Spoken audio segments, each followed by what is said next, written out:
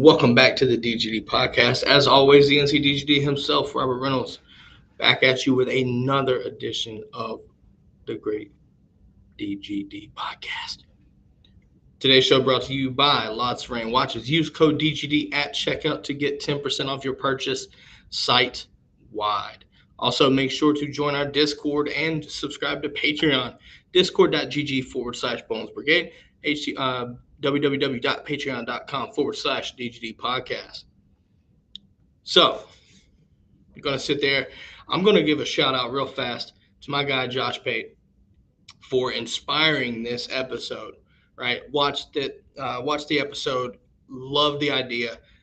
So I had to do my own take of the ultimate program. But I want to put a swing on things and go SEC first, right? I've been able to do, so I have today my NCAA and the SEC, but I want to focus on SEC first, and then I'll give you my NCAA. Really, actually, kind of harder than you would think, but nonetheless. But first off, let's go ahead and read the categories first.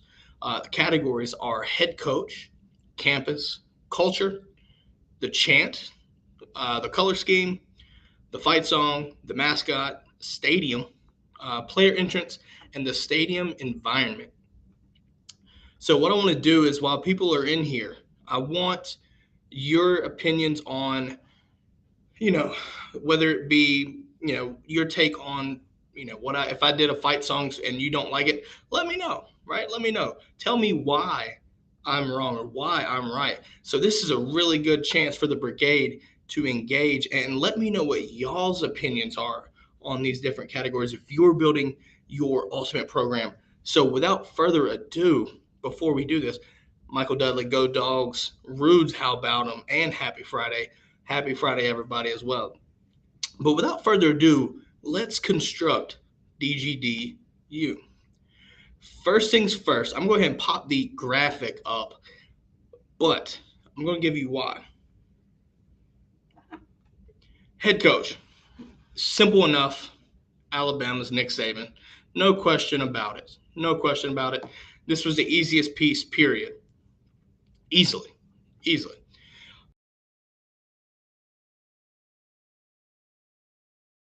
Just something about it. Arguably, looking at the Grove, a lot of people that I know that's went there have loved the Grove down at Ole Miss. But I'm sticking with Georgia. And this is where it gets fun with me. This is where it gets fun. The culture, right? The culture for this, you're looking at Texas A&M. I want you to understand this. The Texas A&M Aggies has to be the number one answer. Has to be. Because you can't spell culture without cult. And we all know that the Fighting Aggies are their own little world. It's a cult. Listen, if you're outside of it, I understand it. Like, if you're in there, I get it. But I'm just saying, it's a cult. And you can't spell culture without cult. They bring the overall number one answer when it comes to that. There's no question about it. No question asked. LSU. I chose LSU based solely off of neck, period. Solely off of neck. There ain't nothing like neck. If you've never heard of it, make sure you're not around kids. Make sure, you're by yourself and go take a peek at it and listen to it. It's awesome. It really is. It really is. And this is coming from a Georgia fan. But you also sit here, I was also thinking Alabama, whether it be the Roll Tide, obviously could be right up there.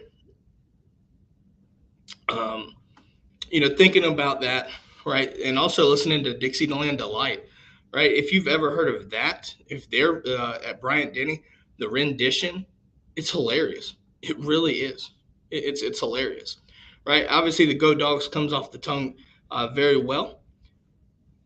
But I had to go with neck. Neck is a spectacle. It really is. Color scheme. I chose Ole Miss, and I chose it because of the powder blues. There is nothing like the powder blue color scheme, in my opinion. It's really one of those things that it sticks out in such a good way, right? And listen, Ole Miss's navy blue color scheme isn't bad at all. It's really not. But that powder blue is just something about it. It's awesome. It really is. And Rude says that he loves the powder blue honestly as well.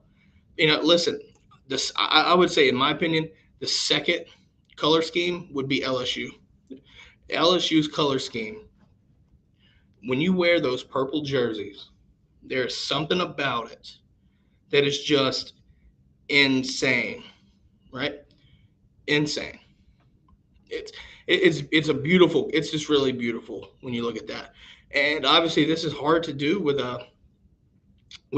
taking your hat off, right? The red and black hat off. It really is. Um, but moving on to the fight song, you just gotta go with Rocky Top, don't you?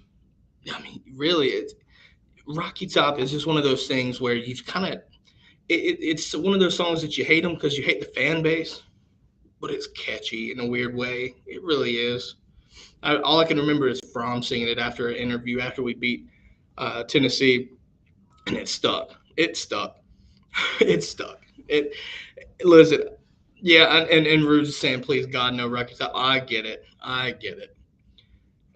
But at the same time, I love Glory. I really do. I love our fight song, but it's just catchy. Something about it. It's just catchy, and I hate myself for doing it sometimes, but it happens. It happens. So moving on from the fight song to the mascot, and none other than our own Ugga. Ugga. Have to go with Ugga. Now there's a case to be made for Mike the Tiger, right? And I get it. I get Mike the Tiger. Listen, ain't nothing scarier than a damn live tiger, okay? Period. But the fact that they retired him from going to the onto the in game days, right? They used to take Mike the Tiger and sit him at the visiting locker room. Now, look, if that was still going on, we'd have a real debate for which one took the top spot. But because they don't do that anymore and they retired that, you have to go Ugga here. You just do. Moving on to the stadium, though, give me Bryant Denny, right? It's easy to go Tiger Stadium, right? There's a lot of big stadiums, right? You can look at Kyle Field, even Sanford Stadium. But Bryant Denny, right? Give me 100,000 plus, right? And the way that stadium is presented, it's it's all striking. It really is. As much as I hate to say it, it's imposing. And if I'm building a program, give me something like that. Give me that mass of a structure that's that imposing, and just see what happens from there. Moving on to our friends when it comes to player entrance, the Gamecocks down in Columbia. Guys, the 2001 Space Odyssey is a spectacle.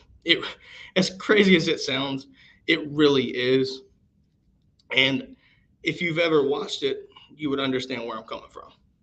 It's one of those things where they let the suspense build, and then at the right time, boom, all the players come out. It's just intense. It really is. Obviously looking at player inches, I could also went with Kentucky running through the power T, right? That's a tradition a lot, since what the '60s I think it is. But something about that 2001 Space Odyssey is just catchy, right? It's just catchy. And then when they drop you've got Cocky sitting there, and they drop the curtain over whatever, and he's in the cage. It's just one of those things. It's just kind of fun to watch. It really is. And Patrick says, I like my fried chicken hot with 4 biscuits, especially from Columbia. And that is completely fair. Now, moving on to the last category here, stadium environment. There ain't nothing like LSU stadium environment, right? When you look at Tiger Stadium, the environment in Tiger Stadium has produced earthquakes, legitimate earthquakes. So it's almost impossible to take anything outside of LSU here, right? Legitimately, I don't think there's anything like a Saturday night in Baton Rouge. You can't tell me there's anything different. So when it comes to those, obviously you got to go with Nick Saban here, but you go with Georgia's campus, The culture at A&M, give me neck with a powder blue color scheme. Give me Rocky Top, unfortunately. Give me Rocky Top. And I got to go with Uga. Got to go Uga. I'm playing in Bryant Denny, and I'm coming out to some 2001 Space Odyssey here. And the stadium environment from LSU. You just have to, right? And Patrick Oliver says that Tiger Eye on the 50 is badass too. He can't lie. Yeah, no doubt, dude. That's one of the coolest midfield designs you'll see in college football, right? It's no hard lines or nothing like that. It just blends into the grass, and I think that could separate it, you know, from most other categories. Period. So obviously, in the meantime, as you can see here through the graphic, obviously, if you're in the chat, let me know what your thoughts are. What categories should be changed? Right? Give me that comment and the feedback. Love to hear what you got there. But we're going to switch it over. Obviously, we focused on the SEC side of things. Now we're going to rotate this thing to the NCAA. Right now, we're looking at the whole scope of college football. Right, the whole scope, not just the region of the Southeastern Conference. This is where it gets tricky, and it gets very fun because watching college football so much, you live this nostalgia, right? The nostalgia growing up watching all these different, whether you're watching an Ohio State and Michigan game or the Iron Bowl, right? You can see the Rose Bowl come into play. All these different things are about to come out. So here's where we are. I have to stick with head coach Nick Saban until proven otherwise. There's just no listen. He's the GOAT, and I hate to say it because it's coming from a Georgia fan to a Bama, but he's the GOAT. You have to take that. You just can't. You just can't. And I'm going to stick. Oh, yep. Sorry, I'm going to stick with Georgia's campus and the culture at A&M because there is no culture different than A&M. You have to go with the midnight yell, right? When you look at the midnight yell, the coordination of that just shows you, outside of the coordination, you have so much coordination in the stadium, right? And that student section and those yellow leaders, things like that. Look, they take this more. It's bigger than football at that point. It really is. It's in. It is. All right, and now we go back to the chant. So obviously, instead of neck, give me Florida State's war chant, guys. Listen, as I'm wearing the Braves polo right now, obviously honoring opening day yesterday. Listen, I'm just telling you, this one is difficult. This one is difficult when you sit there and try to categorize things. But the Florida State war chant just means something, right? Like you look at Chief Osceola, Renegade, right before the guys come out. And it's just one of those things where you get all of the stadium sitting there chopping, right? Listen, the Braves could take notes because you have like thousands, like tens of thousands of fans at Doak Campbell chopping in unison the right way, right? Going to tons of Braves games, you see the chop, but it's never in a unison, right? It's never in unison. And that is where the Braves can take lessons, period. Just the way I'm going to look at it there. So, yes, I'm talking to you, Braves. Take notes. Take notes. Color scheme. There's a couple color schemes that you can look at, right? But one of the most iconic in college football has to be that maize and blue, or maize and yellow, sorry, at Michigan, up there in Ann Arbor, right? We have to look at their helmets. The helmets are iconic, right? The helmets are iconic as well, right? They're trendsetters for that. Give me that right there. And when it comes to the fight song, this one was tough as well. But give me USC. It is beyond iconic. It is beyond iconic. I repeat that because growing up in the world of gaming, you have college football 05, 06, 07, right? You're sitting there, you're getting ready for high school, and all you hear is dun dun dun dun dun dun dun dun dun dun. That's all you hear for the most part. And it catches you. It completely mesmerizes you when you hear that, period. It is beyond iconic. Beyond iconic.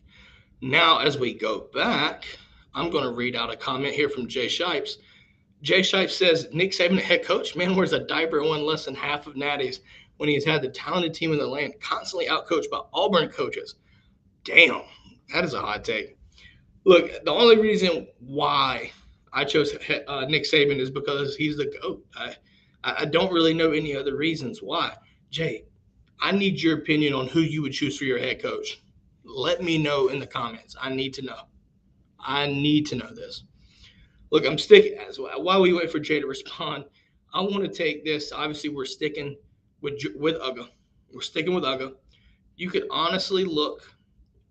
You could honestly look when it comes to mascots. You could look at Texas for Bevo. You can look at just several different mascots, right? I think the question would be that or Bevo, in my opinion. But give me UGA. UGA just means a lot more. So apparently, Jay would have to wear. You'd have to wear a mask to hear that fight song in SoCal. That's funny. When we go to the stadium, I'm going to take my talents up to Ohio, Columbus, and go to the Horseshoe. Right there, it's 100,000 plus, and everybody knows it as the Horseshoe. Right here, you look at there was a couple stadiums that really intrigued me, and you look at none other than the Big House or the Rose Bowl. And obviously the Rose Bowl is very iconic in its own right. But give me the Horseshoe because I want 100,000 plus in my stadium because that gives you an advantage. As crazy as it sounds, you look at other teams. Look at Alton Stadium in Oregon, right, in Eugene, making more with less, right? 60,000 people, and they're making it sound as loud as a 100,000 plus stadium at times as well. And so you could have looked at that, but give me 100,000 plus. Give me a commute. Give me a whole town in my stadium, right? And none other iconic than Ohio State's Horseshoe, right? You could also look at the Coliseum for USC, but at the end, I'm taking Ohio State. Moving on to the player entrance. Listen, when there is something about there is something about Enter Sandman and watching every single one in Blacksburg jumping around like with chickens with their head cut off, and just listen to how loud that place erupts. Listening to that, right? It's bone chilling. It gives you goosebumps. And that's what I want. I want bone chilling. I want goosebumps. And I want a dominating presence. And that is what Enter Sandman brings. That's what Enter Sandman brings. Because if we're going to hypotheticals here and I'm going in the Horseshoe and I have that entrance, you're talking about 100,000 plus just going absolutely bonkers pre-game, right? Getting ready for the game to come in. I'm telling you right now, there is nothing like it in the country. You could look at Howard's Rock and running down the hill over at Clemson as one, but I'm just going to say this right here. In my opinion, Enter Sandman is absolutely insane, and nothing is going to top that. As Jay says, rubbing Howard's Rock. Rubbing Howard's Rock is probably the dumbest things I've seen. Seems kind of Sanduskiness. Oh, goodness. We're dropping Sandusky in here now. We're dropping that. Listen, obviously, you look at different pieces of the categories, right? You look at the culture, and I think you could look at Penn State as another one, right? The coordination for the whiteout, right? Obviously, a super iconic moment. It really is the white. I think everybody and their parents know the whiteout. It's just a big deal, right? It's just one of the biggest deals in college football. Let's be honest. But I still have to go with A&M because they legitimately make it a cult. It's just the way it is, right?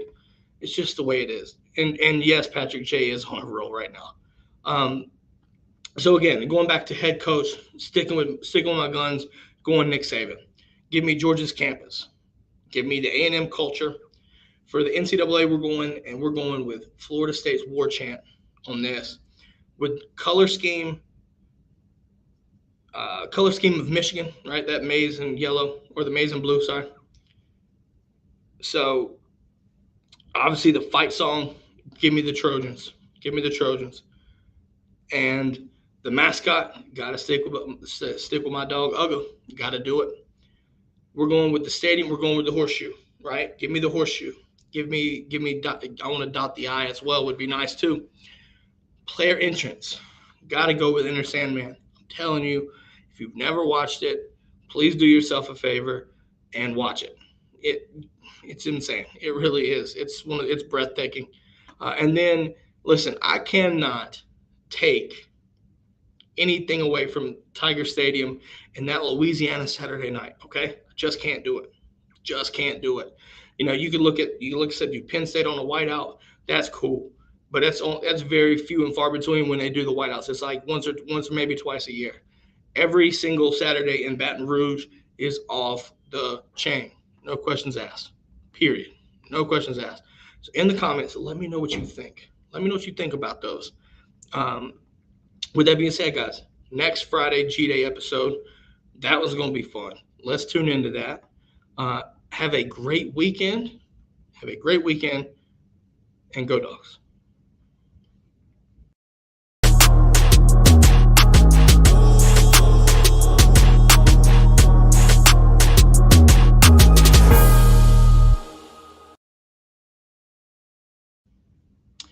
And we are back for Q&A.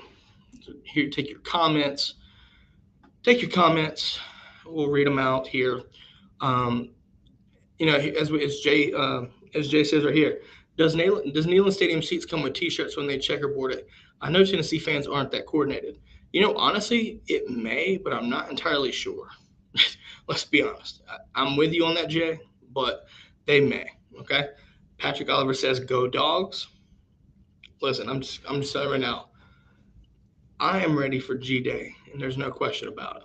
I have answers, and I hopefully get to see them. Period.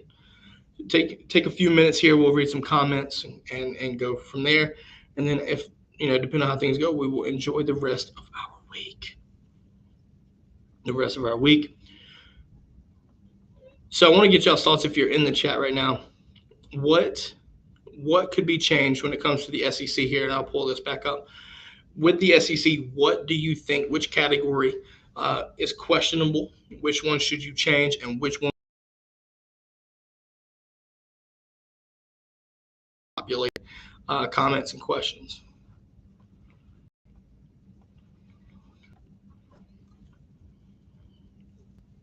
So we'll see what happens here. Like I said, out of the categories, which one would you change and why?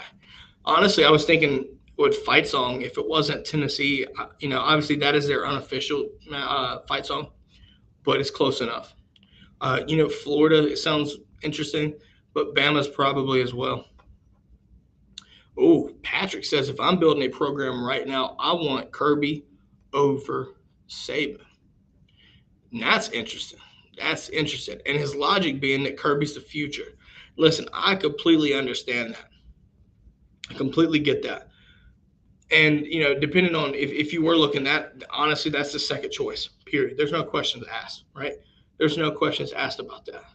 So, looking at that, it's really, I take Saban over success right now. Based off of success, give me that. But if I'm doing it, if I'm going in and doing that right there, best believe that Kirby Smart's going to be the next man up for me, period.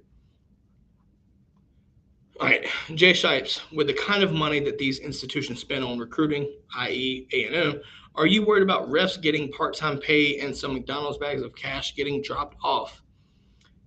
Honestly, Jay, I don't see that happening with the refs, right? In my opinion, I feel like they need to become professionalized. I really do, because that is going to help regulate the game in a better way, right?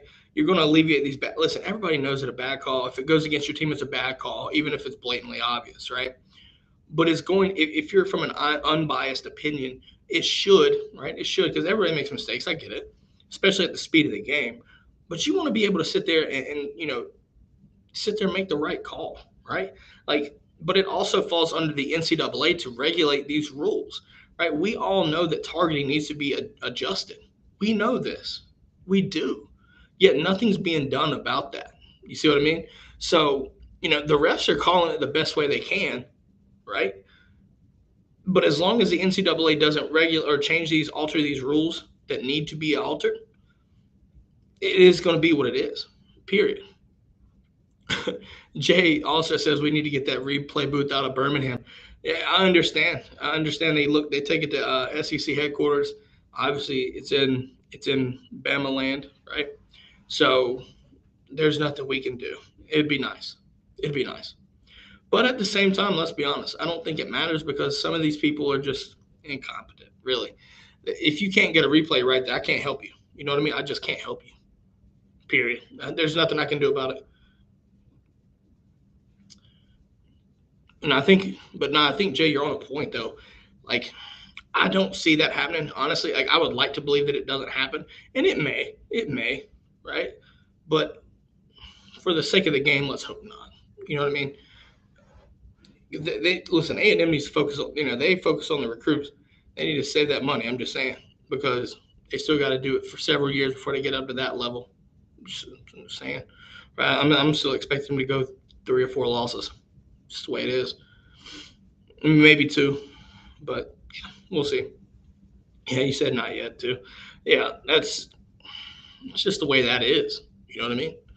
Um, that it's just to me like this whole paying for players thing. Like we know it's been a thing, but now that it's legal, like listen, Jimbo sit there and doubled down on the fact that NIL had no part whatsoever on this recruiting class, and it's the biggest damn lie you'll ever hear. But why lie about it? Because it's legal.